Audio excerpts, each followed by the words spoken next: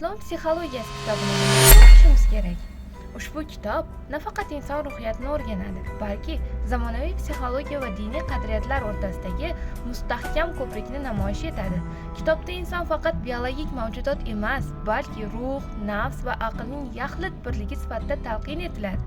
Nima uchun bu kitob muhim desangiz, bugungi tezkor va stresslarga boy zamonda islom psixologiyasi bizga quyidagilarni o'rgatadi, ya'ni qalb xotirjamligi, zikr va ibodatning psixologik terapevtik ta'siri, undan tashqari emotsional intellekt, ya'ni g'azabni jilovlash, kechirimli bo'lish va hasaddan qutulishning ma'naviy yechimlari, maqsadli hayot, yashashdan maqsad faqat iste'mol qilish emas, balki oliyroq ma'no, yaratganning roziligi ekanini anglash.